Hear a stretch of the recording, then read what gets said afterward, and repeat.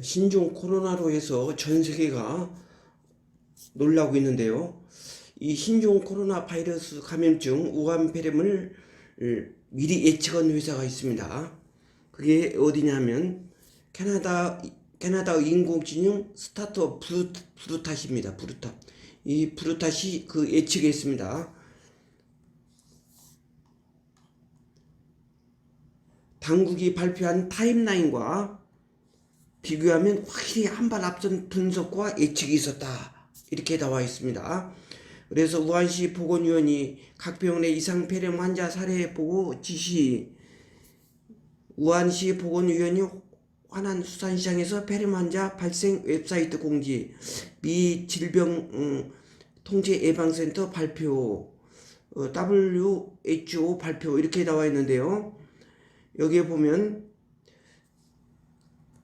인공지능을 통해 전염병 발병 및 전파 경로를 예측하는 이 회사는 12개국 공동의료기관과 항공사 또 기업 등의 보고서를 제공했다. 이 회사의 발빠른 예측에 대해 IT 매체 와이어 등 외신들은 구글보다 나은 결과를 보여줬다. 그렇게 얘기했습니다. 여기 보면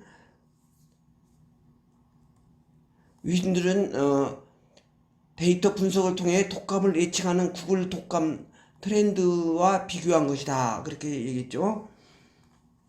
그렇다면 이 직원 40명 후 이 회사 예측 방식은 구글과 어떻게 다르기에 구글보다 나은 걸까? 이렇게 얘기했습니다.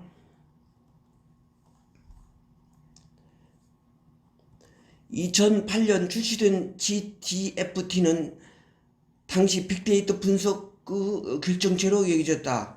수천 개의 구글 검색어 중 독감과 관련 검색 패턴을 발굴해 전염병 발생과 전파 추이를 예측했다. 빅데이터가 만드는 세상의 저자 빅토르 마이어 쉰버거는 GFT를 통해 정부가 뒤집은 공식 발표, 통계 자료보다 더 유용하고 시기적절한 전염병 지표라고 치켜세우기도 했다. 하지만 이 서비스는 2015년 8월 문을 닫았습니다. 당시 GFT 팀은 자체 웹사이트 운영 대신 연구기관에 데이터를 제공하기 위해서라고 밝혔지만 외신들은 GFT가 잇따라 헛다리를 짚었기 때문에 이런 결정을 내린 것이라고 이렇게 분석했습니다.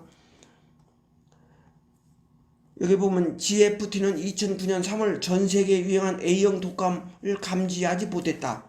갑자기 발생하는 바람에 알고리즘 추세를 과소평가한 것이다. 2013년 A형 독감 유행을 오히려 과대평가해서 비난을 받았습니다. 당시 미국을 강타한 독감은 예년보다 빠른 2012년 11월부터 시작됐고 전염병과 유독성이 더 강했다.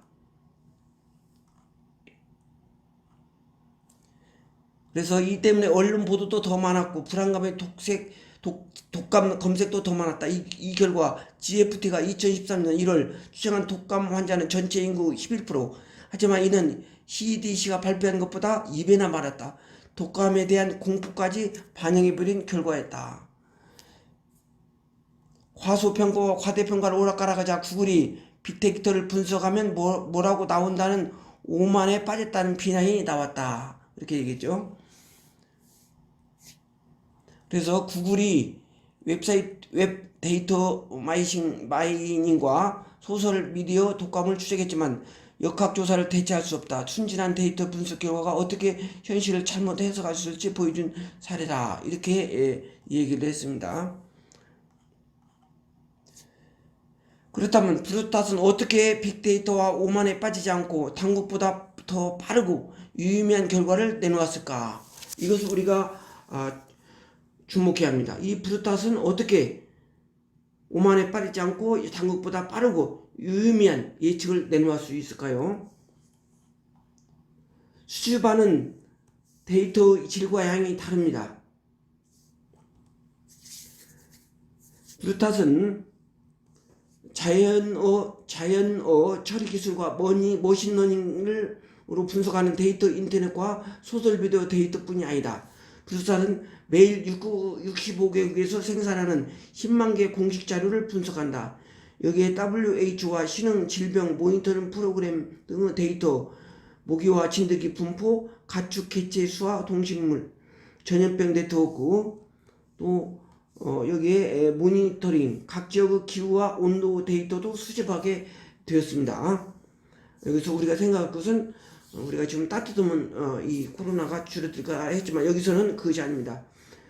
각 지역의 기후와 온도 데이터도 수집한다. 그렇게 얘기했습니다.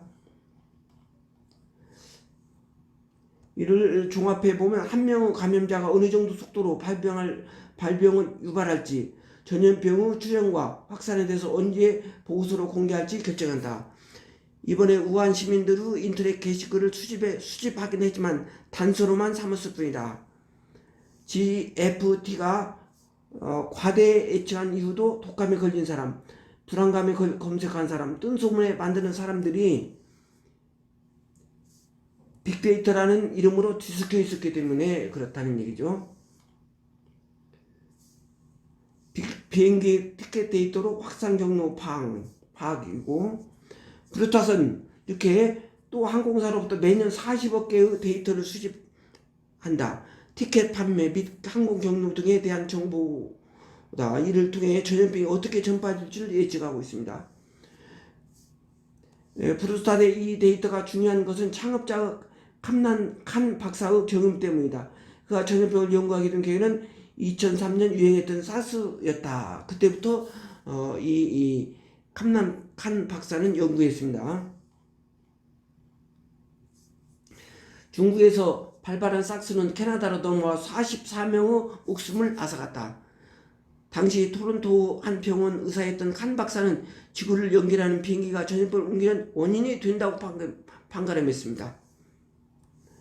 이후 항공 데이터를 활용한 전염병 확산을 연구했고 브루타까지 창업하게 되었다. 이게 대단한 분이죠. 브루타시 지금 아주 예측을 이렇게 잘 이렇게 했기 때문에 그 방식도 아주 훌륭했다고 우리가 인정해야 합니다. 2014년 에볼라가 최초 발생지에서 아프리카 밖으로 확산될 것이라고 경고했고, 2010년 지카 바이러스 브라질에서 플로리다로 넘어올 것이라는 것을 6개월 전에 예측했습니다. 이렇게 이번 보고서에서는 신종 코로나 바이러스가 방콕, 서울, 대만, 도쿄 등에 상륙할 것이라고 내다봤습니다. 중국에서 환자가 발생하기 일주일 전이다. 그렇게 얘기했죠. 루타스는 이렇게 아주 잘 연구를 해서 잘했습니다. 이렇게. 최종적으로 전문가들은 AI 분석 검수, 브루타스 데이터 분석과 프로그램뿐만 아니라 의학 전문가들이 함께 근무한다. 인공지능이 빅데이터를 분석을 완료하면 내부 분야별 역학 전문가들이 이 분석이 의학적으로 타당한지 잘못 추론하는 지점은 없는지 검수한다. 특히 이 과정에서 당국의 역학조사를 반영해 보고서의 공개 여부를 이렇게 결정합니다. 아주 치밀하게 잘하고 있죠. 이렇게 브루타스는 빅데이터 분석의 오만함을 피하기 위해 인터넷 데이터뿐만 아니라 당국의 실시간 데이터와 항공 운항 데이터 그리고 역학 분석까지 반영하고 있다. 아주 이렇게 빅데이터 분석의 오만함을 피우기 위해서 이렇게 인터넷 데이터뿐만 아니라 당국의 실시간 데이터, 또 항공 운항 데이터, 역학 분석까지 반영하고 있습니다.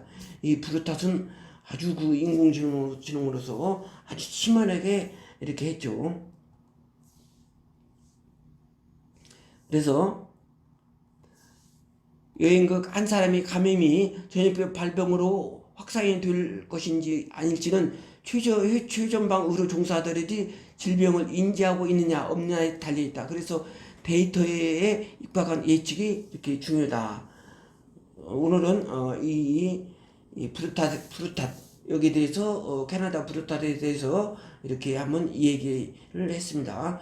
우리 앞으로 이런 코로나19처럼 앞으로 질병이 올 경우에 이렇게 브루타처럼 이렇게 빅데이터만 분석하지 말고 이렇게 의학 또 역학 전문 의학적으로 타당한지 잘못 추정한 것인지 특히 당국의 역작구사 또 이렇게 항공회사 이런 것까지 종합해서 할 경우에 우리 인류는 안전하고 행복한 생활을 할 수 있다고 생각합니다. 우리나라도 이 컴퓨터에 아주 우수한 세계적인 민족입니다. 이렇게 캐나다 브루타처럼 이렇게 우리도 연구해서 이렇게 한다고 하면 그 연구에서 또 미리 연구에 세계내놓는다고 하면 또 우리나라도 이 국익에 엄청난 도움이 될 걸로 생각합니다. 감사합니다.